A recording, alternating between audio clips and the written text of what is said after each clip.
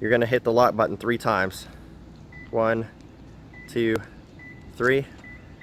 You're going to get a confirmation beep, the doors unlock, the car will start, and then the doors relock.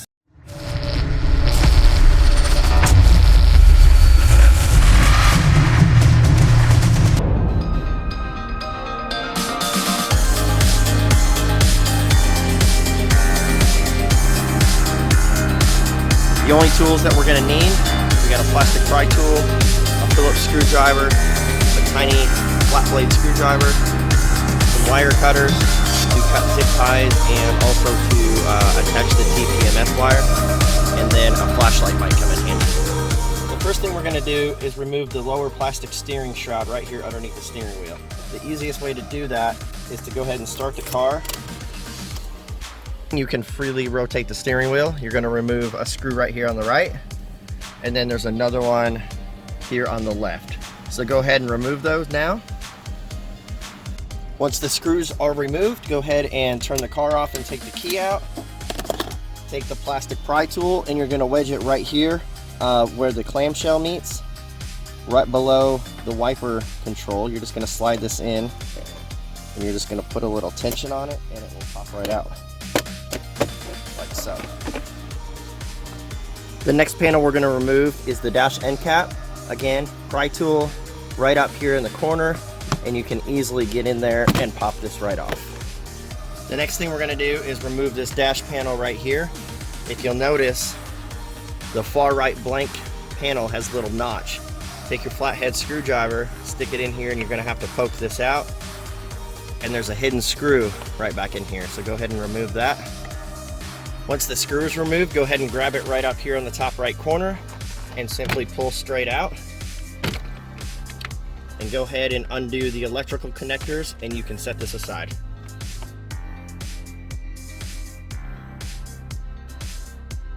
The first connector that I usually start with when I install the harness is the main ignition switch. It's this big white one right here underneath the steering column. You're going to unplug it, plug it into ours, and then plug ours back into its place. Go ahead and take this portion of it and you're going to feed it right up here underneath the wires. You can put a zip tie around it to hold it in place, and then go ahead and take the long pigtail of the harness and you're going to zip tie it down along the factory wire loom, as you can see here, and then we're going to go right over here to the left behind the metal brace and bring it out over here on the dash area. As you can see, we have the harness routed back behind the metal brace. It's coming out this opening right here. The next connector we're going to tackle is the OBD2 connector right here under the dash. Go ahead and use a little screwdriver. You're going to press the tab in on one side and just poke it up through. So here it is.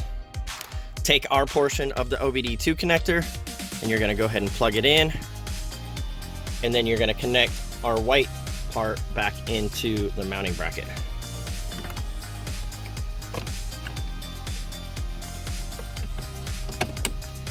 Just like so. The last T-harness we have to install is the BCM connector. It is up underneath the dash behind the OBD2, so if you lay on the floor and look up, you will see it. We're going to go right back in here in the dash. You'll see the wire loom here, and then you'll see the big white power cable. We're going to go right between those two. So just go ahead and fish it right back through here. And then you're going to go underneath the dash and grab it. So we got it here. You'll notice the OBD2 connector is here. The fuse box is right behind it. And then right behind the fuse box, you're going to see a white connector. Go ahead and unplug that. And that is our BCM connector. So what you're going to do is plug it into our harness here, and then plug the other end of our harness back up into the BCM. Last but not least, we have the TPMS portion of our harness to hook up. It's right back in here on the dash, right above where the OBD2 harness that you guys installed. You'll notice there's a big hinge lock connector here and a smaller one just next to it to the right.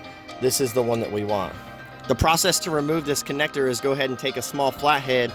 There's a small tab up in here, so you're going to press this tab down, and while you're pushing it down, you're going to pull this gray part out towards you.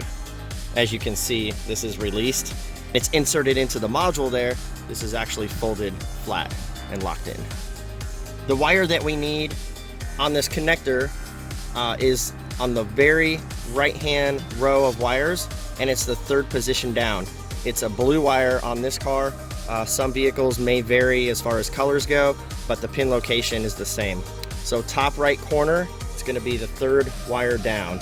And I'll throw a close-up on the screen right now.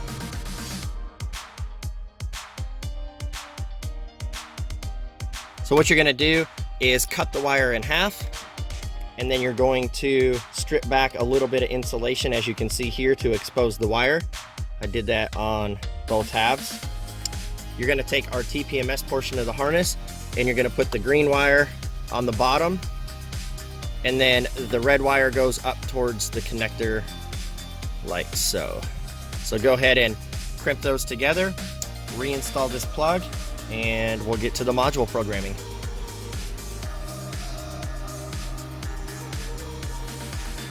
This customer is also receiving our add-on smartphone module, so I figured I'd take the opportunity to show you guys where to put it.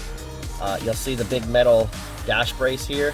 It goes right up above it, and it'll wedge between the brace and that piece of foam, so right in here.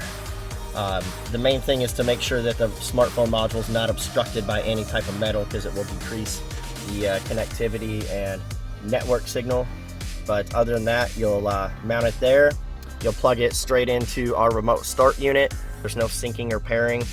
Set the app up with username, password, all that good stuff, and you will be good to go.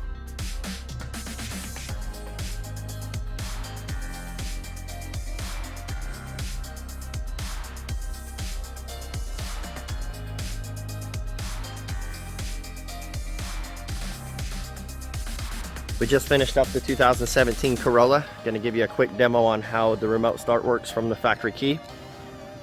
You're gonna hit the lock button 3 times. 1, 2, 3. You're gonna get a confirmation beep, the doors unlock, the car will start, and then the doors relock. So if I walk up to it right now, the doors will be locked. You guys can hit the lock button 3 times again to turn the car off. Or if you're walking out ready to leave, push the unlock. You can get in. You'll notice over here on the left that the tire pressure sensor light is blinking. That is normal during remote start. To drive away, you're going to go ahead and put the key in, turn it 2 clicks, press the brake, pull it out of park, and you'll notice that the TPMS light will go solid and then go away. So now we're up and running like normal. We're in gear, and away we go.